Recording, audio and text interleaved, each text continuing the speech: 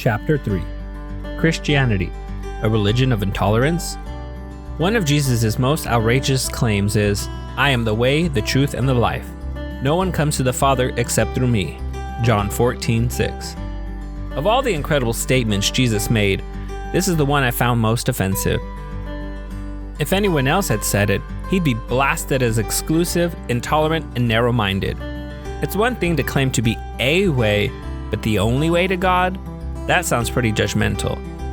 The world is full of religions. The US Constitution even defends your right to believe any religion you choose, or to believe none at all. Legally, at least in the United States, all religions are basically equal.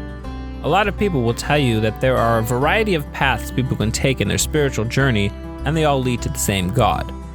But as I looked into the claims of Christianity, I discovered one big difference between it and other religions. Other religions are based on people doing something to earn the favor of God. They must perform good deeds, chant the right words, use a Tibetan prayer wheel, go through a series of reincarnations, or faithfully follow other religious drills. By contrast, Christianity is based on what, according to the Bible, Christ has already done on the cross. According to the Bible, nobody can do anything to earn God's favor. Rather, Jesus offers forgiveness and eternal life as a gift. Imagine two college frat houses. The first has a strict set of rules and allows in only people who have earned their membership. You have to accomplish something, get top grades, or measure up onto a long list of requirements to qualify.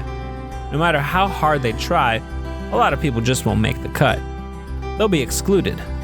That's what every other religion is like, because they're all based on a system of people doing something to earn God's approval. But the other house throws its door wide open and says anybody who wants membership is invited inside. Rich or poor, black or white, honor student or rebel, we would love to include you. All you need to get in is to accept this invitation. That, according to the Bible, is what Christianity is like. Is Christ being offensive when he says that he is the only way to God? Judging by the number of people who are offended, you'd better believe it. Is Christ being exclusive? That's a different question. What do you think? Was Jesus crazy to claim to be God? In one of the court cases I covered for the Chicago Tribune, a mild-mannered housewife stood accused of murdering her husband. At first glance, she looked as wholesome as the mother on the Brady Bunch. Well-dressed, pleasant, kindly, looking as if she had just emerged from baking a fresh batch of chocolate chip cookies for the neighborhood children. I rolled my eyes when a psychologist testified that she was mentally unstable to stand trial. Then her lawyer put her on the witness stand. At first her testimony was clear and rational, but it slowly became more and more bizarre as she described calmly with great seriousness how she had been assaulted by one famous man after another, including the ghost of Napoleon. By the time she finished, nobody in the courtroom doubted that she was totally out of touch with reality. The judge committed her to a mental institution until she was well enough to face the charges against her. How does this relate to Jesus? In chapter 2, I retraced the evidence that showed Jesus meant it when he claimed to be God. That naturally raises the issue of whether Jesus was crazy when he made those claims. Delusions of grandeur? There are a lot of nutcases running around who don't end up in mental institutions. Some of them even attract committed followers. Think about Marshall Harif Applewhite, for example, the leader of the Heaven's Gate cult, who got all his disciples to put on new black Nikes, eat a tasty serving of poisoned pudding, then lie down and die in hopes they'd be beamed up to the mothership that would take them to some extraterrestrial next level. Applewhite believed in his cause enough to die for it. So did Hitler. But they were both wrong. They both thought they were far greater, far more important than they really were. Maybe that's what happened with Jesus. For other symptoms of mental imbalance, see the box Signs of Mental Instability. In an episode of The Simpsons, Homer gets sent to a mental hospital where his roommate claims to be Michael Jackson. The roommate does such a good impersonation that he convinces Bart over the phone that he really is Michael Jackson.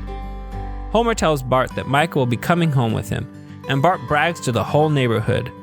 When the car pulls up in front of the Simpsons house, the mayor of Springfield, the local television station, and all the neighborhood kids surge forward in anticipation. You can imagine the crowd's response when the celebrity they've been waiting for turns out to be a big, bald white guy from New Jersey. Signs of mental instability. Since it was obviously impossible to go back in time and get a psychological evaluation of Jesus, I interviewed a leading psychologist, Dr. Gary Collins, about insanity. He described some of the following symptoms psychologists look for to determine whether a person is mentally unbalanced. Symptoms and analyzing Jesus. Symptom: inappropriate emotions. Jesus' emotional responses. Symptom number 1: depression for no known cause, out of proportion or irrational anger. Wept at the death of his friend Lazarus. See John chapter 11 verses 1 to 44. Got angry with merchants, taking advantage of the poor. See Luke chapter 19 verses 45 and 46. Would you say these are appropriate or inappropriate emotional responses? Symptom 2: misperceptions or paranoia, fearful or imagined threats.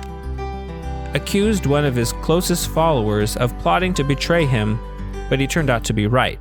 See Matthew chapter 26, 14 to 25 and 47 to 50.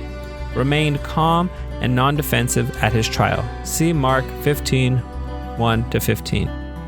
Symptom 3: thinking disorders. Can't carry on a logical conversation, irrational. According to Matthew chapter 7 verses 28 and 29, the crowds were amazed at his teaching because he taught as one who had authority. You can read one of Jesus' sermons in Matthew 5 and 6 and judge for yourself. When a big, bald, white guy from New Jersey thinks he is the Michael Jackson, he's crazy. In fact, pretty much everybody who believes himself to be Michael Jackson is crazy. Everybody but one. When Michael Jackson claims to be Michael Jackson, that's not crazy, that's the truth. You may think that the other things Michael Jackson does are a little crazy, but that's not the point here. And if for some weird reason Michael Jackson decided to visit your neighborhood, people would know that's who he really is. For one thing, he'd look like Michael Jackson, not like some big white bald guy from New Jersey. He'd be able to moonwalk, and he'd know all the words to Thriller. One way or another, there would be enough confirming evidence to convince the neighborhood celebrity watchers that he was who he claimed to be. The question then is whether there is any confirming evidence that Jesus was who he said he was. It seems that some people had their doubts in Jesus' day. The Gospel of John says the things Jesus was saying caused another split in the Jewish ranks. A lot of them were saying, "He's crazy, a maniac, out of his head completely. Why bother listening to him?" But others weren't so sure. These aren't the words of a crazy man. Can a maniac open blind eyes? John chapter 19, verses 19 to 21, the Message Bible. At least some people in Jesus' time as well as today figured it wasn't crazy to claim to be God if you could back it up with the things Jesus was doing. Opening eyes so blind people could see, healing the sick, walking on water, multiplying bread and fish so that a little bit could feed thousands of people. In short, miracles. Miracle worker or master hypnotist? If miracles were part of the evidence that Jesus was who he said he was, I wanted to know more about them. Now, I know that a lot of people, religious and non-religious alike, have no problem believing in miracles. See Box, a psychologist on the supernatural. But I was not one of those people. If something supernatural was supposed to happen, I would look at every possible natural cause, including the possibility of a hoax, before I would be willing to believe it was a miracle. One of the most likely natural causes for Jesus' miracles, I heard, was about hypnotism. A psychologist on the supernatural. Our society today is caught up in spirituality. That's a term that can mean almost anything, but it does recognize the supernatural. It's very interesting what psychologists believe in these days. Some are into Eastern mystical stuff. Some talk about the power of shamans to influence people's lives. 25 years ago, the suggestion of supernatural activity would have been immediately dismissed. Now many psychologists are beginning to recognize that maybe there are more things in heaven and earth than our philosophies can account for. Psychologist Gary Collins. Have you ever seen a hypnotist give water to someone in a trance and then suggest him that he was drinking alcohol? The hypnotized person really believes it. He may even start to stagger, just as if he'd put back a few too many Bud Lights before the show began. Is it possible that this is how Jesus convinced the wedding guests at Cana that he had transformed jugs of water into fine wine? You can read about that event in John chapter 2, verses 1 to 11.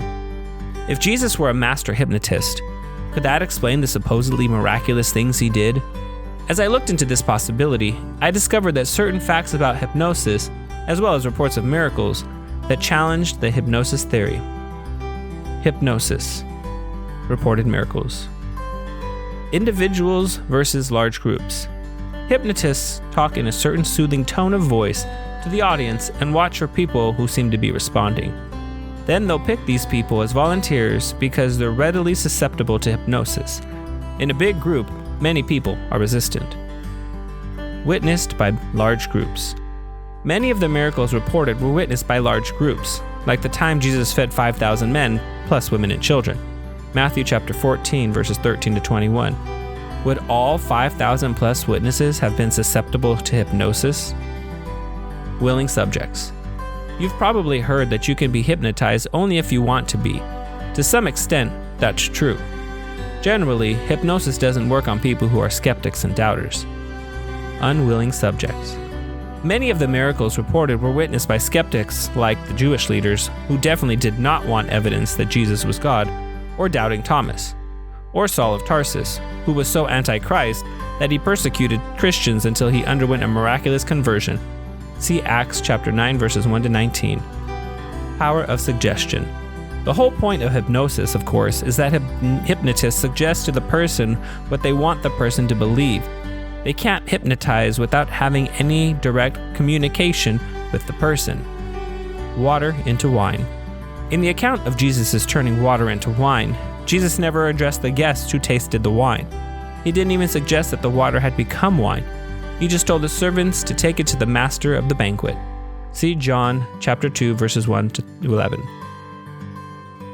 As a hypothesis for explaining Jesus' miracles, I found the hypnosis theory less than satisfying. If the accounts of the New Testament could be trusted, I looked into that question too. See chapters 5 and 6. It was beginning to look as if Jesus did back up his claims with some powerful evidence. A mission that matters.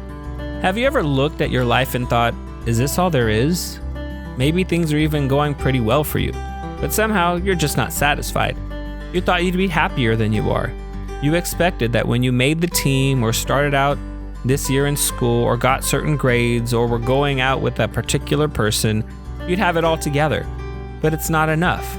Something is missing. One day, when I was working at the Chicago Tribune, I went down the hall to the newspaper's library where clippings of articles are filed. I needed to look at a particular article I had written about a year earlier, so the librarian took me over to a huge file cabinet. We take one copy of every article, she said, and we file it away under the name of the reporter who wrote it. She pulled out a broad, shallow file drawer, and inside were rows packed with yellow envelopes that were stamped Lee Strobel. Here you go, she said. These are all your articles. I had a strange sensation as I looked inside the drawer. Here was the substance of my entire life's work at the Tribune. Suddenly, it struck me. This is what I'm killing myself for? I'm trading my life for a drawer full of neatly folded newspaper clippings that are turning brittle and yellowing around the edges. At that moment, it didn't seem like a fair trade. I was getting ripped off. Some people trade their entire life for a drawer full of shopping receipts, or for a shelf full of trophies, or for notches on their bedposts, or for a collection of empty bottles.